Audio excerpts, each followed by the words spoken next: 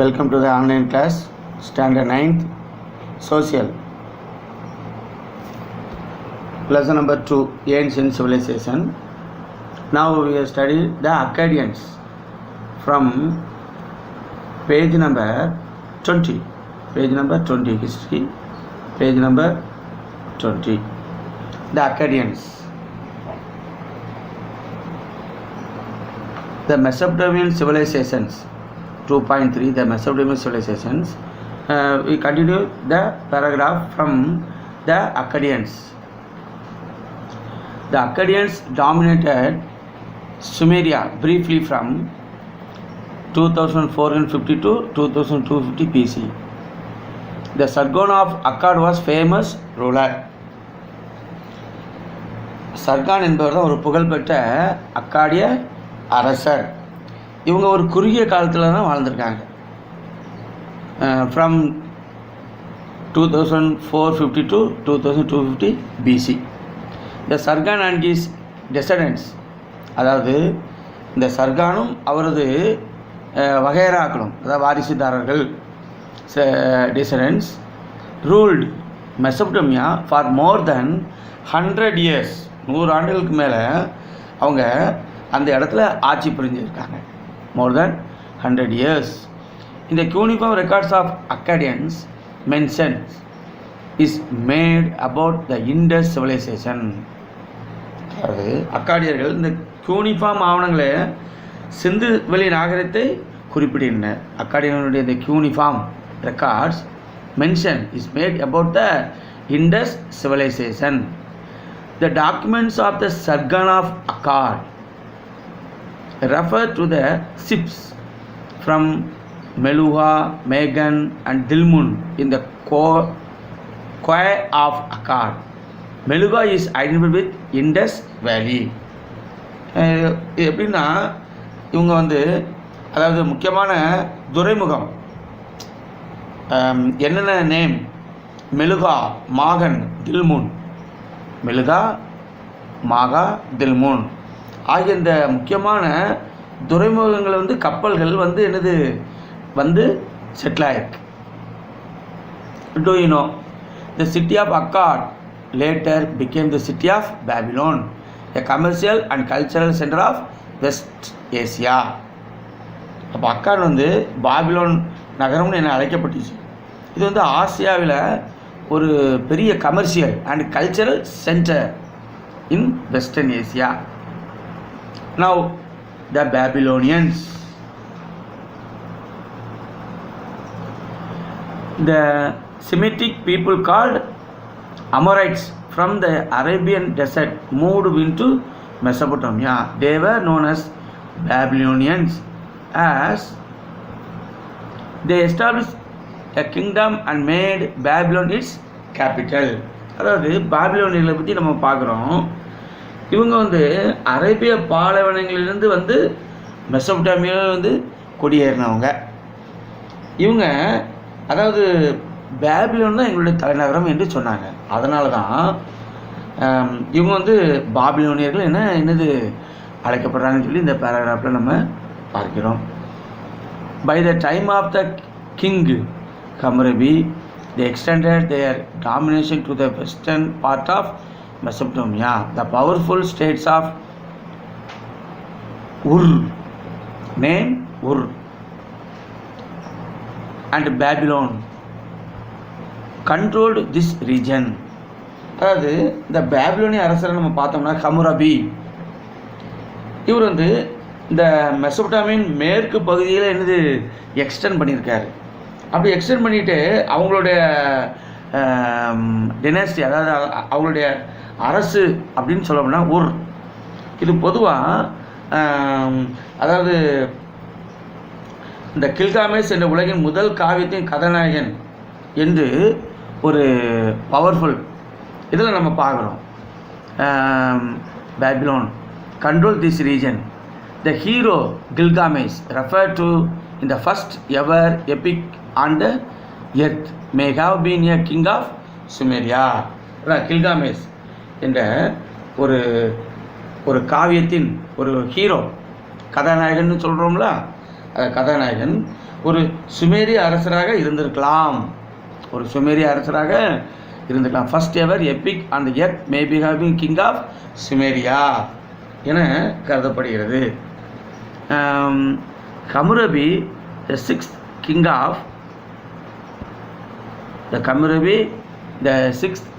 Of Babylon belonging to the first Amorite dynasty attained fame as a great law maker. அதாவது சட்டங்களை ஏற்றதில் ஒரு புகழ் பெற்றவர் யார்? இந்த ஹம்முரபிங்கிறவர்.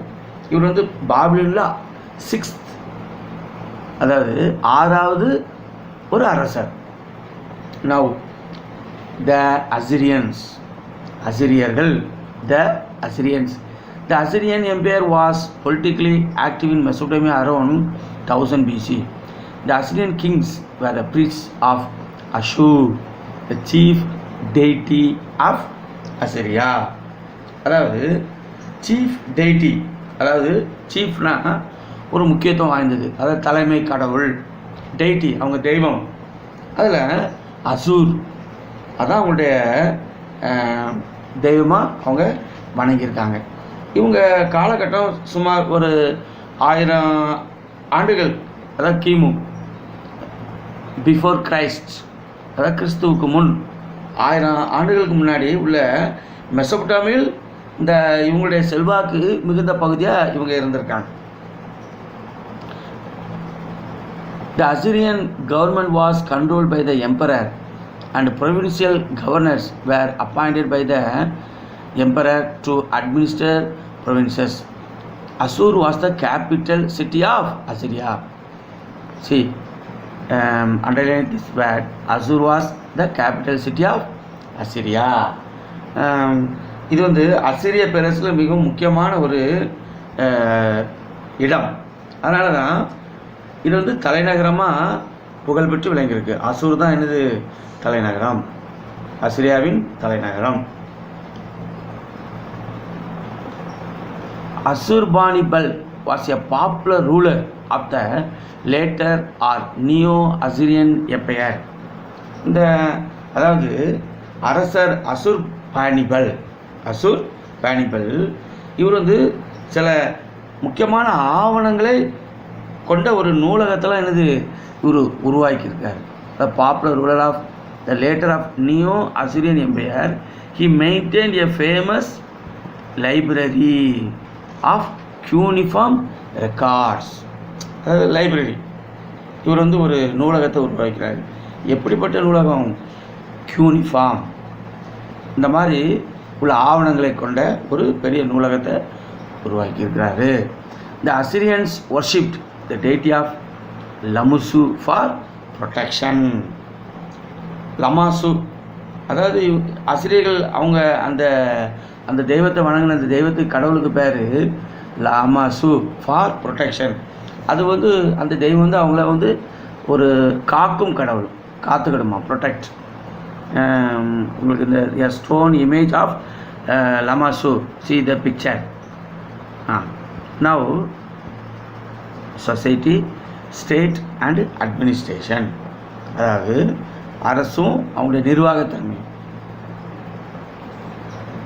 The Sumerian civilization had many city-states. பல அரசுகளை கொண்டது, many city-states. A typical Sumerian city was surrounded by cultivable lands. அதாவது அவர்களது நகரம் பொதுவாக வேளாண்மை மிக்கதாக, அதாவது நல்ல தனித்துவம் வாய்ந்தது, வேளாண்மை மிக்கமுள்ள ஒரு நிலப்பகுதியால் என்னது சூழப்பட்ட ஒரு cultivable lands. The fortified Sumerian cities had temples called ziggurats at its center. The temple was controlled by the priests, scribes and nobles were part of the government. பொதுவாக நம்ம இதில் பார்க்குறோம், அதாவது அவங்களுடைய சுமேரியர்கள் மத்தியில் சிகுராட் எனப்படும் ஒரு டெம்பிள், சிகுராட்ஸ், அந்த டெம்பிள் வந்து நடு மத்தியில் அமைந்த ஒரு கோயில். இந்த கோயிலில் யார் முக்கியமானன்னா மத குருமார்கள், ப்ரீட்ஸ் மத குருமார்கள், அதுபோல் ஸ்கிரைப்ஸ், அதாவது ஸ்கிரைப்ஸ்னால் எழுதுகிறவங்க, ரெக்கார்ட்ஸ் மெயின்டைன் பண்ணுறவங்க, எழுதுகிறவங்க,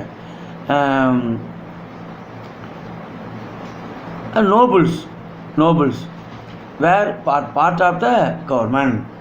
okay, the rulers and priests occupied the top of the social hierarchy. இதில் நம்ம சொல்லணும்னா இந்த மத குருமார்கள் தான் என்னது ஆட்சி செய்கிறதுல ரொம்ப உயர்ந்த ஸ்தானத்தில் இருந்திருக்காங்க. அது மட்டும் இல்லை, அதாவது அரசர்கள் தான் என்னது தலைமை மத குருவானது இருக்காங்க. அரசர்கள் தான் தலைமை மத குருவானவர்கள்.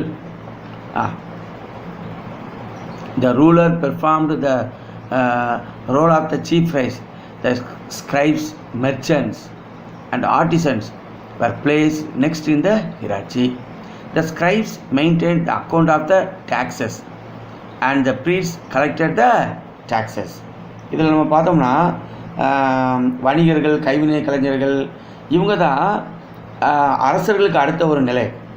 இந்த எழுத்தர்கள் தான் என்னது வரி வசூல் கணக்குகளே என்னது அவங்க கையில் தான் இருந்திருக்கு. வரி வசூல் பண்ணுறது, டேக்ஸ் கலெக்ட் பண்ணுறது, இது எல்லாமே. The scribes maintained the account of the taxes and the priests collected the taxes. The temples acted as storehouses of the taxed commodities.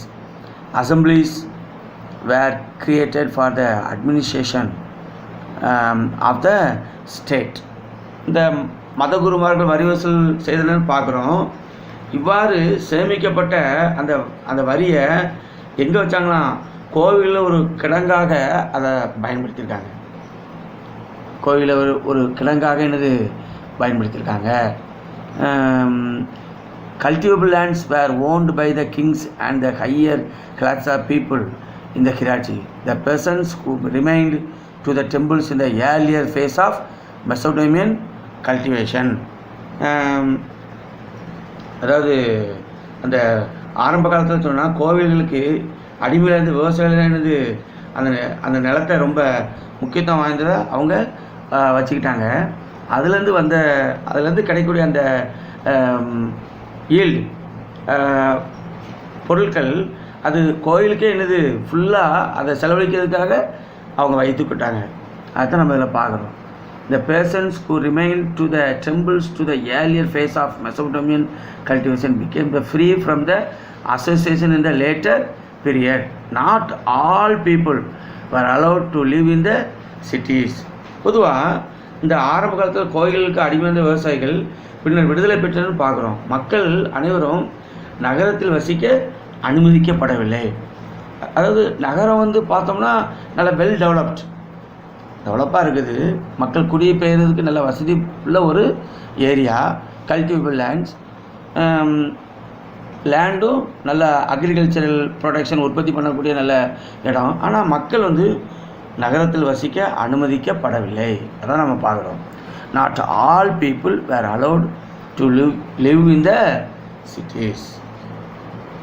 See the picture.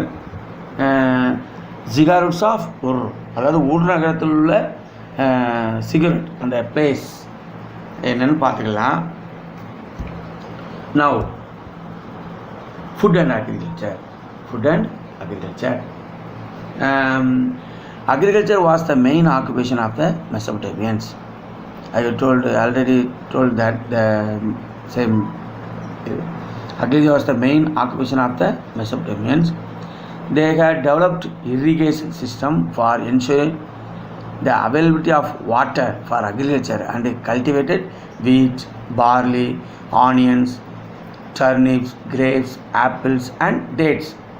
அப்போ இதில் நம்ம பார்க்குற மெசோபொட்டேமியா முக்கியமான தொழில் வேளாண்மை.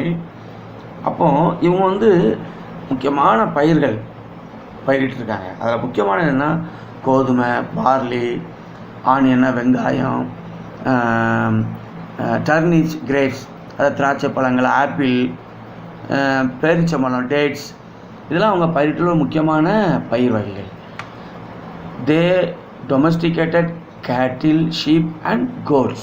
Fish was part of their diet. அதாவது அவங்க மீன் தான் அவங்களுடைய முக்கியமான உணவு. அவங்க இந்த ஆடு மாடு இதெல்லாம் என்னது அவங்க வளர்த்துருக்காங்க. ட்ரேட் அண்ட் எக்ஸ்சேஞ்ச் வணிகமும், அதாவது எக்ஸ்சேஞ்ச் பண்டமாற்று முறை, ஒரு பொருளை கொடுத்து இன்னொரு பொருள் வாங்கக்கூடிய ஒரு system. Trade was an important economic activity of the Mesopotamian society. Traders assisted in the exchange of goods procured from the porters and artisans.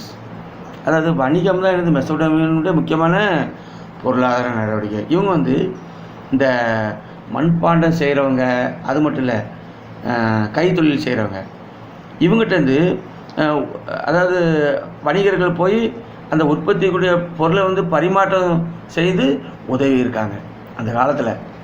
They traded with Syria and Asia Minor in the west and in Iran and the Indus Valley civilization in the east. நம்ம பார்க்குறோம்.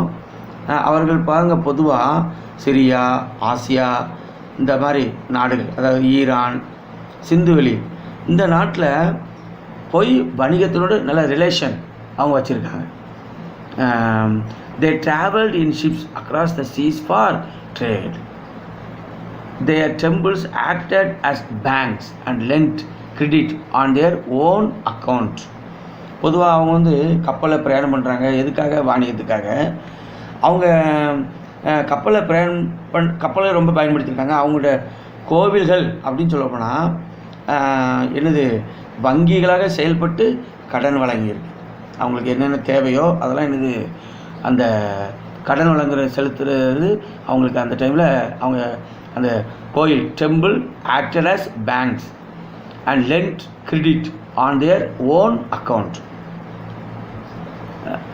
The Mesopotamian documents have references to loan and repayment with or without interest.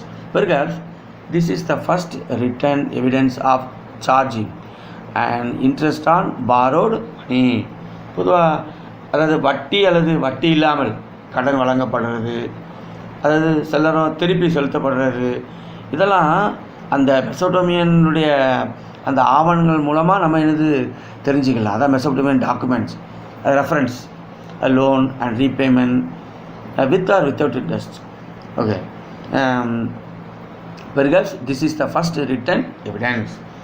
இதான் உலகின் முதல் எழுத்துப்பூர்வமான ஒரு ஆதாரமாக இருக்கலாம் என்று சொல்லப்படுகிறது. சிட்டிஸ் அண்ட் டவுன் பிளானிங், அதாவது நகரங்கள், town planning, planned cities. The Mesopotamian cities featured mud or backed brick walls with gates. Some people lived in reed huts outside the cities.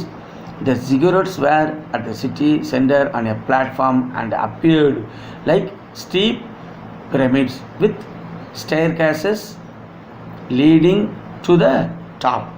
அதாவது இதில் சிட்டியை பற்றி பார்க்குறோம், டவுனை பற்றி பார்க்குறோம். இது களிமண் அல்லது சுட்ட செங்கலால் இவங்க வீடு கட்டி குடியிருந்திருக்காங்க. கதவுகள் எல்லாமே மட்டு ஆர் பேக்ட் பிரிக் வால்ஸ், அது சுட்ட செங்கலால் அல்லது களிமண்ணால். சிலர் பாருங்களேன், அதாவது குடிசைகளை வாழ்ந்திருக்காங்க.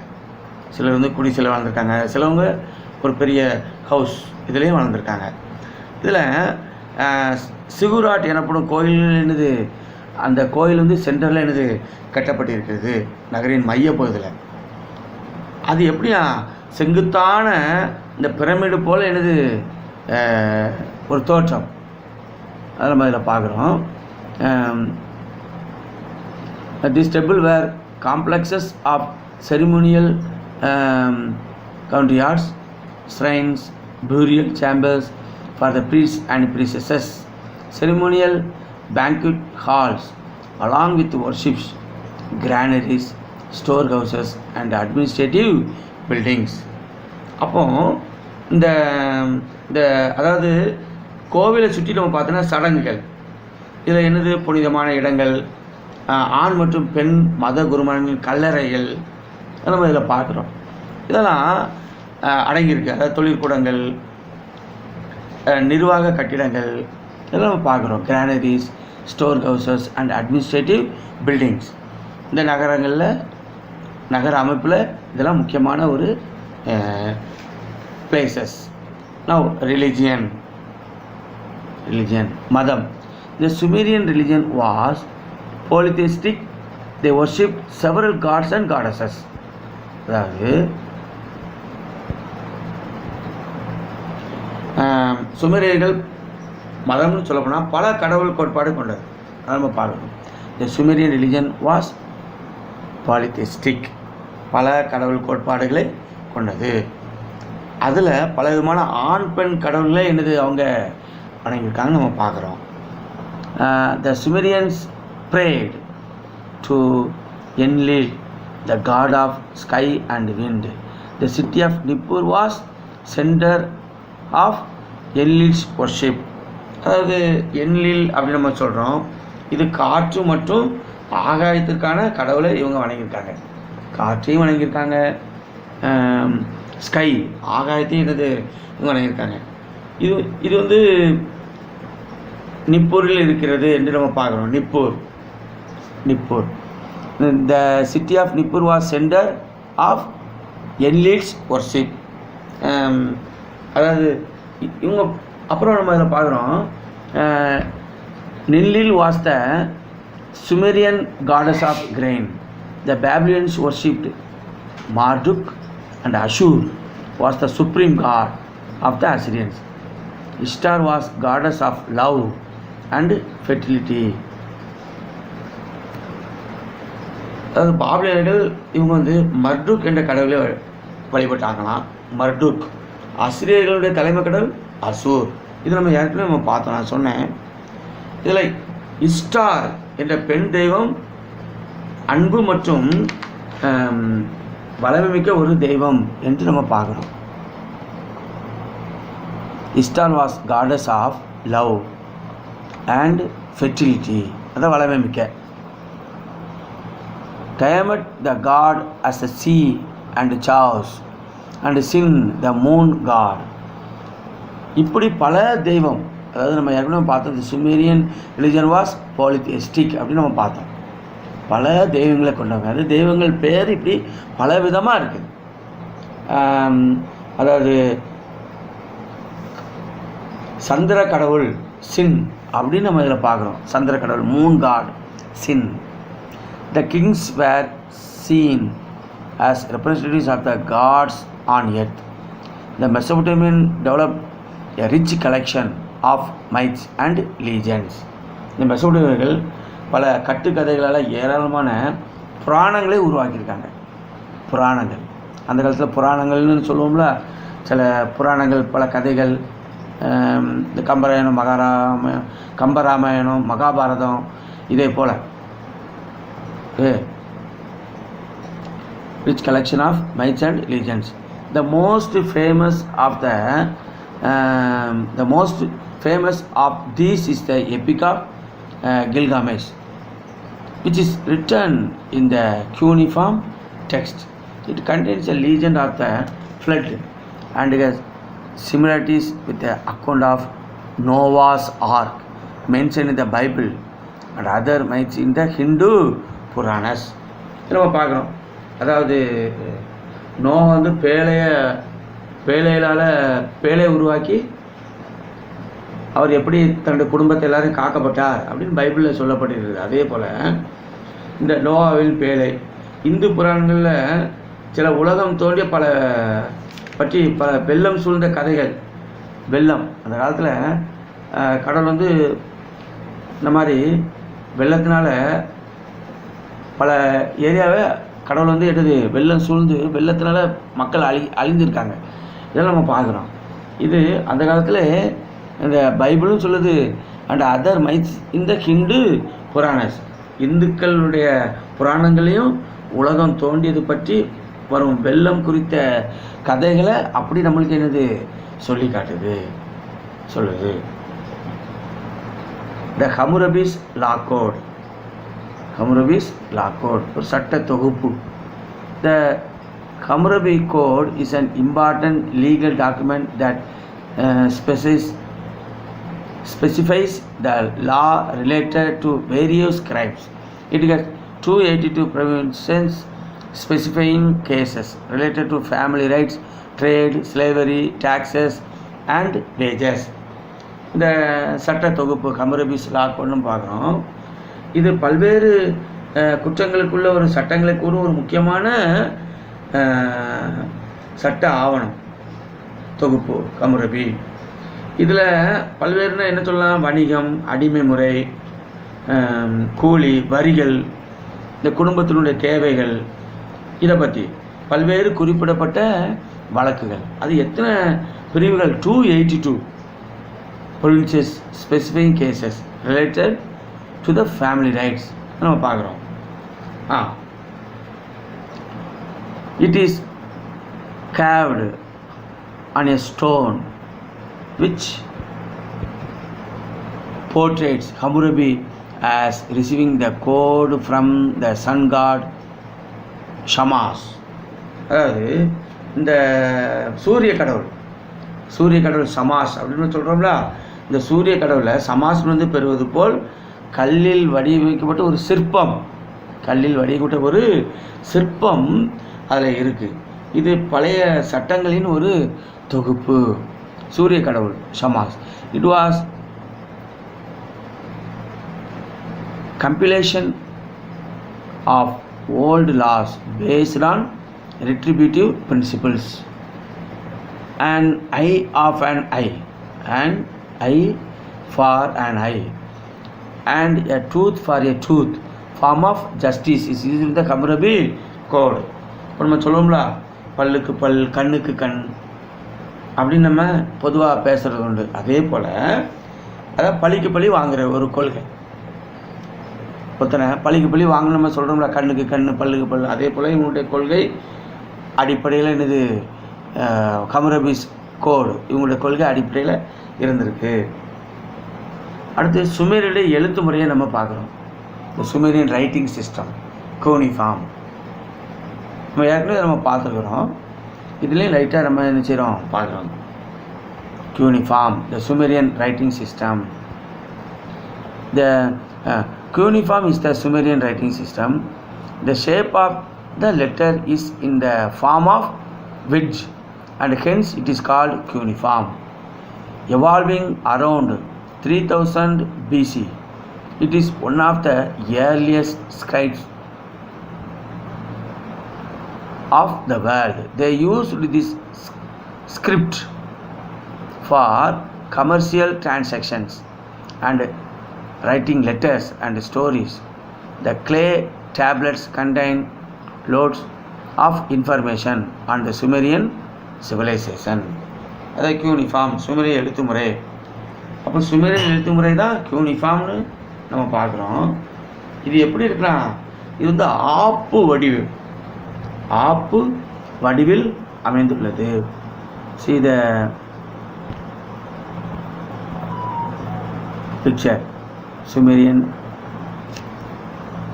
writing system, cuneiform tablet.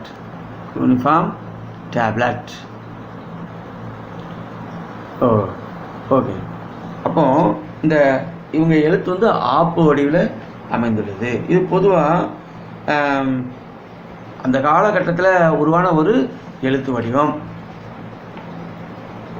Earliest scripts of the world. இவங்க இந்த எழுத்து வடிவத்தை பொதுவாக எதுக்காக பயன்படுத்திருக்காங்களா, வணிக பரிமாற்றங்களுக்கு, கடிதங்கள் எழுதுறதுக்கு, கதை எழுதுறதுக்கு என்னது சுமேரியர்கள் பயன்படுத்தியிருக்காங்க அப்படின்னு நம்ம இதில் பார்க்குறோம். Okay, right. Now art, Kalai, art. The Mesopotamian art included sculptures in stone and clay.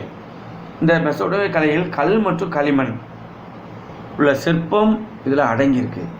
A few paintings and sculptures from the Mesopotamian times have survived today.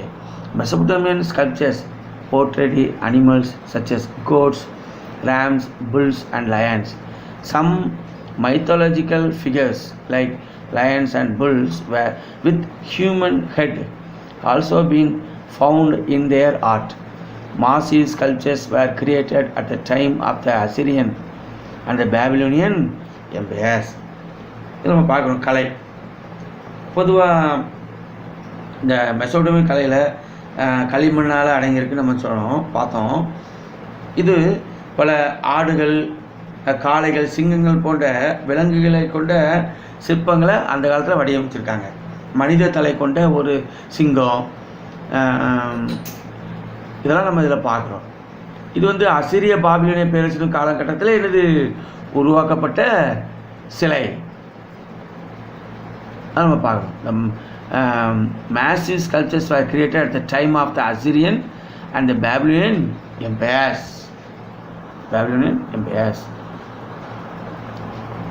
See the picture, a clay tablet with the accounts of the sheep and goats from Tello, southern Iraq. Okay. Now, science, Ariel, science. See the picture, development of cuneiform script, எழுத்து வடிவ முறை எப்படின்னு இந்த படம் நம்மளுக்கு என்னது சொல்லி காட்டுது, பார்த்துக்கலாம் எப்படி என்னன்னு சொல்லி. Now science, அறிவியல். The Mesopotamians excelled in mathematics, astronomy and medicine. பொதுவாக மெசோடோமியர்கள் கணிதத்துலேயும் ஆஸ்ட்ரானமினா விண்வெளி பற்றி படிக்கிறது, அதாவது வானவியல் அதை பற்றி படிக்கிறது. அது மட்டும் இல்லை, மருத்துவம் இதில் ரொம்ப சிறந்து விளங்கியிருக்காங்க. They developed the concepts of multiplication, division and cubic equation. The numerical system based on 60 was conceived by them. அதாவது இவங்க கண்டுபிடித்த அந்த 60 அடிப்படையாக கொண்ட ஒரு எண்முறையை கண்டுபிடிச்சாங்க. அவங்க கண்டுபிடிச்சதில் பெருக்கல் வகுத்தல் நம்ம பார்க்குறோம். இதில் பார்த்தோம்னா 60 நம்பர் 60 இதை அடிப்படையாக கொண்ட ஒரு எண்முறையை இவங்க என்ன செஞ்சாங்க, கண்டுபிடிச்சாங்க. They were the ones to formulate the 60-minute hour, the 24-hour day and the 360-degree circle. அதாவது இவங்க 60 அடிப்படையாக கொண்ட ஒரு எண்முறை கண்டுபிடித்தான்னு சொன்னோம் பார்த்தீங்களா. அதன்படி நமக்கு 60 நிமிடங்கள் கொண்ட ஒரு மணி நேரம், 24 மணி நேரம் கொண்ட ஒரு நாள், 360 பாய்கள் கொண்ட வட்டம், இதெல்லாம் அதுலேருந்து தான் என்னது கிடைச்சிருக்கு. நல்லா கவனிக்கணும், அதில் தான் என்னது இதெல்லாம் கிடைச்சிருக்கு. ஒரு நாள்னா நம்மளுக்கு தெரியும், ஒரு நாளுக்கு வந்து 24 hours இல்லையா. 60 நிமிடங்கள் சேர்ந்தா என்னது 1 hour உங்களுக்கு தெரியும். அப்போ அதில் தான் இவங்க கால்குலேட் பண்ணியிருக்காங்க. 360 டிகிரி கொண்டது தான் என்னது ஒரு வட்டம் அப்படின்னு சொல்லி. The Sumerian calendar had even days in a week. The numerical system had place values. They created the water clock and the lunar calendar based on the movement of the moon. They developed methods for measuring areas and solids. They also developed advanced weight and measurement systems. அதாவது அந்த டைமை பற்றி நம்ம பார்த்தோம். இதில் பார்த்தீங்கன்னா நாட்காட்டி வாரத்திற்கு 7 நாட்கள். இப்போவும் நம்ம அதை தான் நம்ம பார்க்குறோம். இது அவங்களது கண்டுபிடிப்பில் ஒரு முக்கியமானது. அது மட்டும் இல்லை, வாட்டர் கிளாக், நீர் கடிகாரம்னு பார்க்குறோம்ல, water clock and lunar calendar அப்படின்னு நம்ம பார்க்கணும். அப்போ இது வந்து சந்திரனை அடிப்படையாக கொண்ட ஒரு நாட்காட்டி, கடிகாரம், நீர் கடிகாரம், இதெல்லாம் அந்த காலத்தில் என்ன செஞ்சுருக்காங்க, உருவாக்கியிருக்காங்க. லூனார் கேலண்டர், வாட்டர் கிளாக், சரியா. அவர்கள் பொதுவாக நம்ம பார்த்தீங்கன்னா இதில் பாருங்களேன், they developed methods for measuring areas and solids. They also developed advanced weight and measurement system பார்க்கும். அப்போ அந்த பரப்பளவு கண்டுபிடிக்க, அந்த அளவீடுகளை எப்படி திட்டமிடப்படுகிறது, இதெல்லாம் அவங்க கண்டுபிடிச்சதில் முக்கியமான ஒரு சமாச்சாரம். இதெல்லாம் நம்ம பார்க்குறோம், முக்கியமான ஒரு பாயிண்ட்ஸ், சரியா. Right. Now They introduced the 12-month calendar system based on lunar months. பார்த்தீங்களா, சந்திரனை அடிப்படையாக வைத்து தான் என்னது இவங்க 12 மாதங்கள் கொண்ட நாட்காட்டியும் உருவாக்கியிருக்காங்க. 12-month calendar system. Their ideas influenced Greek astronomy. They had developed a medicine system as well. A text called the Diagnostic Handbook dated to the 11th century BC. எல்லாம் கவனிக்கணும். இந்த 12 மாதங்கள் கொண்ட நாட்காட்டியை உருவாக்குனாங்கன்னு பார்த்தோம்.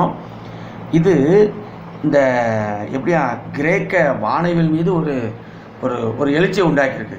அதனால தான் அந்த 11ஆம் நூற்றாண்டில் ஒரு கையேட்டையும் உருவாக்கியிருக்காங்க. 11ஆம் நூற்றாண்டில் நோயை பற்றி தெரிஞ்சிருக்காங்க. அதாவது நோயை பற்றி தெரிஞ்சிருக்காங்க. 11ஆம் நூற்றாண்டில் ஒரு கையேடை உருவாக்கி அதுலேருந்து நோய்க்கான அறிகுறிகள், அவற்றுக்கு என்னென்ன மருந்துகளை நம்ம பயன்படுத்தினா அந்த நோயை நம்ம குணமாக்கலாம், அதுக்கு தேவையான மூலிகைகள் என்னென்ன வேணும், இதெல்லாம் இவங்களுடைய கோட்பாடில் மிகவும் முக்கியமானது ஒன்று அப்படி நம்ம இதில் பார்க்குறோம். அது 11th century BC Babylon list symptoms and prognosis. This indicates their scientific understanding of herbs and minerals. அதாவது மூலிகைகள், herbs and minerals, தாதுக்கள், இதெல்லாம் அவங்க பயன்படுத்தின விதம் இந்த அறிவை அவங்களுடைய எடுத்துக்காட்டாக விளங்குது. Now, contributions of the Mesopotamian civilization. Contributions of the Mesopotamian civilization.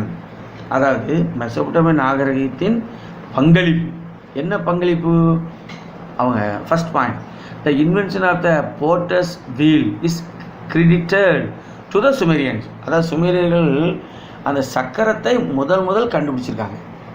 சக்கரம் கண்டுபிடிக்கப்பட்டதுனால பொருட்களை ஒரு இடத்துல கொண்டு போகிறாங்க, பல இதுக்கு அது பயன்படுது.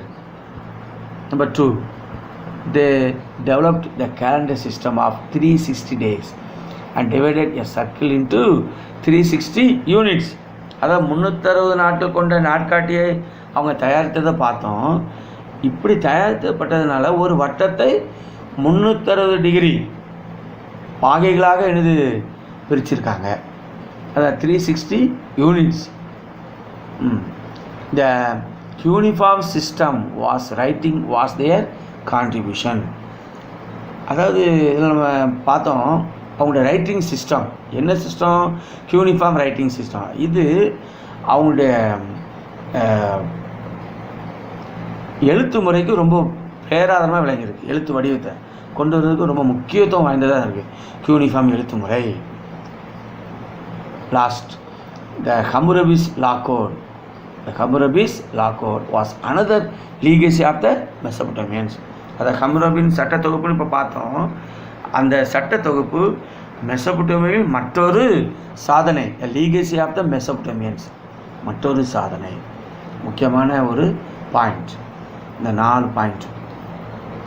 Now the Chinese civilization 2.4. சீனர்களுடைய நாகரிகம், Chinese civilization. China has 2 major rivers. China has 2 major rivers. One is known as Huanghe, Yellow River, and the other is called Yangtze River. அதான் மஞ்சள் ஆறு எனப்படும் ஹவாங்கோ ஆறும் யாங்ஸி ஆறும் சீனாவின் 2 பெரு ஆறுகள். கவனிக்கணும். Listen. The Yellow River is known as the Sorrow of China since it changed its course and caused frequent floods. அதாவது அடிக்கடி வெள்ளம் அந்த இடத்தையே அழிச்சிடுது. அதனால தான் அதாவது பிற தாக்கத்தை உருவாக்குது. வெள்ளம் இந்த ஆறு பல இடங்களை அழித்தது நிமித்தமாக இது சீனாவின் துயரம். இந்த மஞ்சள் ஆறு சீனாவின் துயரம் என அழைக்கப்படுது. Sorrow of China. இது the Yellow River. Evidence for the prehistoric Peking man. அதாவது சீனாவின் பழங்காலத்தில் பீகிங் மனிதன். அது எப்படின்னு சொல்ல போனோம்னா இதற்கு அதாவது and Humanvo man exists in China. Neolithic communities lived in China between 4,500 and 3,750 BC. The Henan province in the Yellow and Yangtze River Valley contain evidence for Neolithic villages. China had many city-states, and gradually these states became part of an empire. பொதுவாக சீனாவில் தொல்பொருள் காலத்தில் இந்த Peking மனிதன் இவன் அதாவது எப்படின்னா யுவான்மாகோ மனிதன் வாழ்ந்தது போல் ஒரு சான்று உள்ளது. யுவான்மோ மேன் நம்ம பார்க்குறோம். Yuanmou exists in China. Neolithic communities live in China. அதாவது நியோலித்திஸ் அதாவது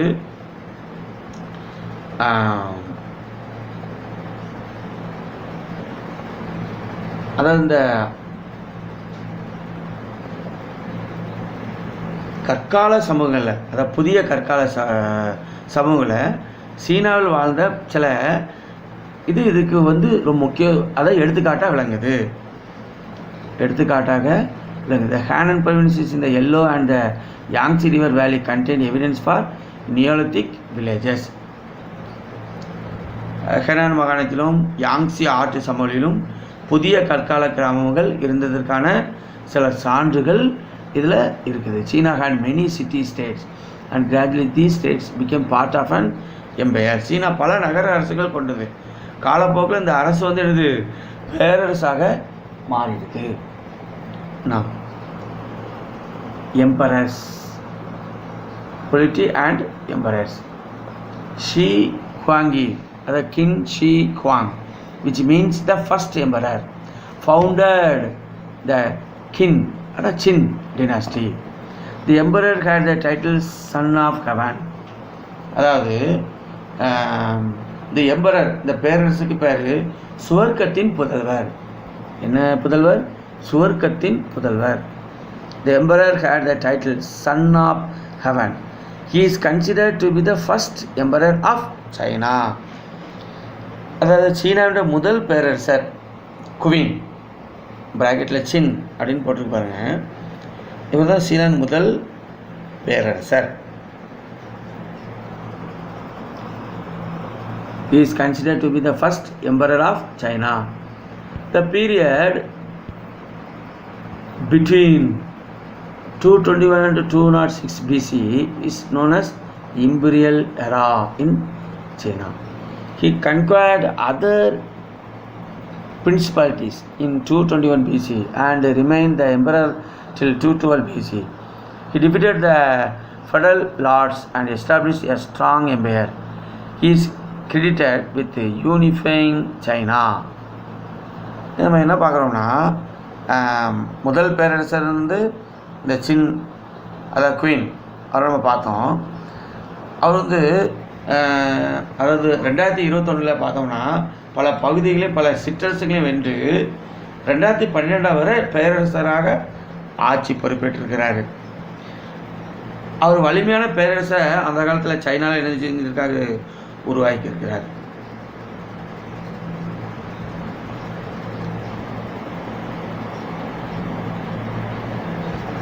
சைனாவில் பல பேரரசுகளை உருவாக்கியிருக்கிறாரு. சீனாவை ஒரே ஒரு அரசராக மாற்றியவர். இந்த பெருமை இவருக்கு தான் உண்டுன்னு நம்ம இதில் பார்க்குறோம். C Huangdi destroyed the walled fortification of different states and constructed the Great Wall of China to protect the empire from the invading nomadic people. He also built roads to integrate the empire. இவர் பல பேரரசுகளையும் கோட்பாடுகளையும் உருவாக்கணும் பார்த்தோம். இந்த சீன பெருஞ்சுவர் இதை கெட்டினவரும் பாருங்களேன், அதை வெளியிலேருந்து வேறு யாரும் ஊடுருவு தான் நாட்டுக்கு வந்துடக்கூடாதுன்னு சொல்லி இந்த பெருஞ்சுவரை இவர் என்ன செய்கிறாரு? கெட்டுறாரு. அதாவது protect the empire from the invading nomadic people இல்லையா?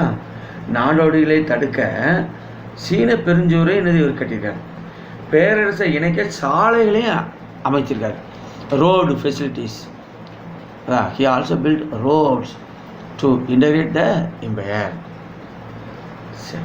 Han Empire. Han Empire 206 to 220 AD. இதில் ஏடி நம்ம பார்க்குறோம். பிசி பிஃபோர் கிரைஸ்ட், ஏடி அன்னோ டாமினி, அதான் கிறிஸ்துவுக்கு முன், இது கிறிஸ்துவுக்கு பின் ஏடி. During this period a written history of this empire was made available in China. The greatest of the Han emperors, Wu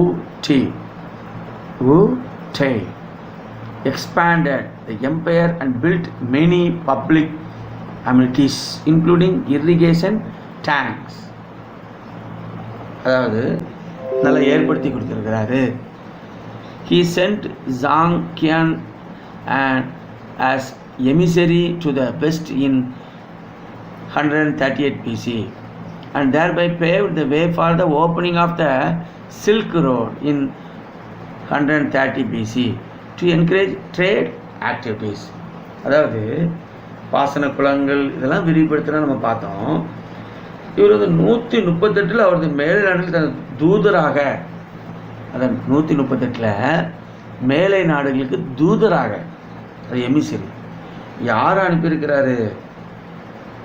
Jong queen அனுப்பினார். அதன் மூலம் தான் இந்த 130 பட்டுப்பாதை திறக்க வழிவகுத்தார். அதாவது சில்க் ரோடு, பட்டு பாதை, சில்க் ரோடு நம்ம சொல்கிறோம்ல. Silk road in 130 BC to encourage trade activities. இந்த பட்டுப்பாதை வழங்கி எதுக்கு? அதாவது ட்ரேட் ஆக்டிவிட்டீஸ், வாணிபத்திற்காக. Because of the Silk Road and the resultant trade connections, China benefited immensely during the rule of Emperor Zhang. Chinese silk was much sought after by the Romans during the time of the Roman Emperor Marcus Aurelius in 166 AD. Some of the Chinese silk might have reached Rome through the ports of Tamilagam. இந்த பட்டுப்பாதையினால் இந்த வணிக தொடர்பை அந்த Jong பேரரசர் உருவாக்கியிருக்காரு. இது சீனர்கள் ஏராளமான நன்மைகளை அடைஞ்சிருக்காங்க. சீனர்கள் ஏராளமான நன்மைகளை அடைஞ்சிருக்காங்க. இது இந்த அதாவது 166 ரோமானிய பேரரசர் மார்க்கஸ், 166 ரோமானிய பேரரசர் இந்த மார்க்கஸ் அரேசியஸ் காலத்தில் சீன பட்டு ரோமானிய மிகவும் புகழ்பெற்றிருந்தது. இந்த சீன பட்டில் ஒரு பகுதி, சீனப்பட்ட ஒரு பகுதி தமிழக துறைமுகங்கள் வழியே ரோமாபுரி சென்றிருக்கக்கூடும் என்று தெரிவிக்கப்படுகிறது. இதில் நம்ம பார்க்கணும். Some of the Chinese silk might have reach Rome through the ports of Tamilagam.